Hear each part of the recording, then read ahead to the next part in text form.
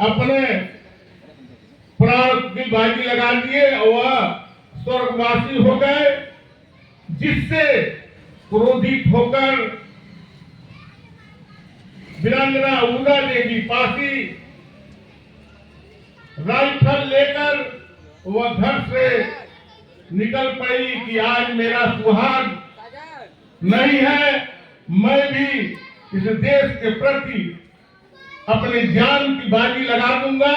और दोस्तों, हुआ वैसा ही कि उन्होंने लखनऊ में आज भी उस चौराहे पर वीरांगना उदा देवी एक अदम मूर्ति, एक लगभग 20 फीट की मूर्ति अखिल भारतीय पारसी समाज के बैनर तले हम लोगों ने समाज से चंदा एकत्रित करके लगवाने का काम किया। उसी के बगल में जो पार्क है उसमें एक छोटी सी मूर्ति भी वीरांगना उदा देवी पासी की है। उसी बगीचे में वह एक पीपल के वृक्ष पर चढ़कर और उस समय जैसा कि हमारे शास्त्री जी ने बताया कि 36 अंग्रेजों को उन्होंने मार गिराया और अंत में वीर गति को प्राप्त हुई।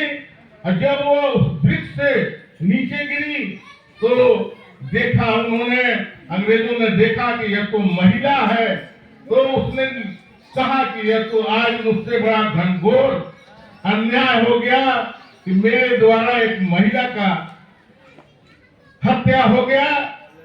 तो दोस्तों, मैं चूंकि हमारे बहुत वक्ता है तो हम ज्यादा समय नहीं लेना चाहेंगे। मैं बताना चाहता हूं जैसा कि हमारे संचालक महोदय ने कहा है कि कुछ राजनीतिक और सामाजिक चर्चाएं भी हो जानी चाहिए। तो मैं बता दूं दोस्तों कि जब अंग्रेज छोड़कर देश को जाने लगे तो उन्होंने हम पारसियों के लोगों ने हमारे महाराजा के लोगों से वह तंग आकर उन्होंने एक पुस्तक में लिखा कि यदि हिंदुस्तान में कोई सबसे बहादुर कौम है तो वह पारसी कौम के लोग हैं। और जाते जाते चिढ़कर उसने एक जराइम एक्ट की धारा में हम लोगों को निरुद्ध कर दिया। दोस्तों, जब उस समय हमारी माँ बहनें घर में बच्चों को जन्म दिया करती थी तो हमारे लोग उस क्षेत्र के थाने में जाकर एंट्री कराया करते थे कि आज मेरे घर लड़का पैदा हुआ है। और जब वह हमारे घर का बच्चा 18 साल 20 साल की अवस्था में होता था तो उसको वहां के थानेदार व क्राइम लिस्ट में उसका नाम घोषित करके और उस समय चक्की चौराहे पर जितने भी मुकदमे हुआ करते थे उसमें उनका नाम डालकर और उनको प्रताड़ित करने का, काउंटर करने का काम करते थे। मैं धन्य कहना चाहूंगा हमारे समाज के बाबू धर्मवीर भारती जी, मंसूरियादीन जी, बिहार के जगलाल चौधरी जी, तमाम ऐसे लोग जब जागरूक हुए तो अखिल भारतीय पारसी समाज का गठन करके और उन्होंने पारसी को मजबूत करने की घोषणा किया। और मैं धन्य कहना चाहूंगा कि बाबा साहब भीमराव अंबेडकर ने, जिनका बहुत बड़ा कर्ज हमारे समाज के ऊपर है, हमारे ऊपर है, कि उन्होंने हम लोगों को अधिकार देकर और सदन में भेजने के लिए जो कानून बनाया, हमारे लोगों को एक शिक्षित बनने का अधिकार दिया।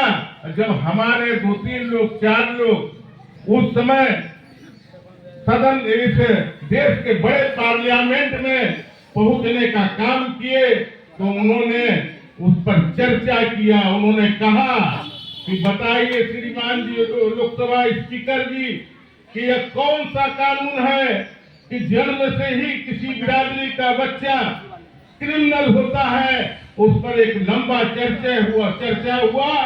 अंतोगत्वा सन 1956 में जाकर हम लोगों को उससे मुक्ति मिली। तो मैं बार बार यह कहना चाहूंगा कि बाबा साहब भीमराव अंबेडकर अगर न होते तो शायद आज हम लोग उसी तरह गांव में इनकी उनकी मजदूरी करके सुअर चराने का काम हमारे समाज के लोग गरीबी के अभाव में किया करते थे, शायद आज भी हम लोग वही करते। और आज जिस पैमाने पर पासी समाज जागरूक हुआ है, लगभग हमारे अंदाज से करीब लगभग 200-250 नाना प्रकार के नामों से अखिल भारतीय पासी समाज, अखिल भारतीय पासी परिवार, अखिल भारतीय पासी संगठन, बॉम्बे में कुछ संगठन काम कर रहे हैं। लेकिन सबका उद्देश्य दोस्तों पासी समाज को जागरूक करने का, शिक्षित करने का काम है।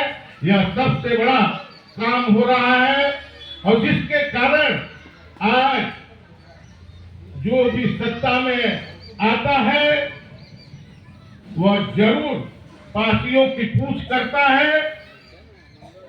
आज उत्तर प्रदेश में 76 विधानसभा ऐसे हैं जो बिना पासी के जीता नहीं जा सकता।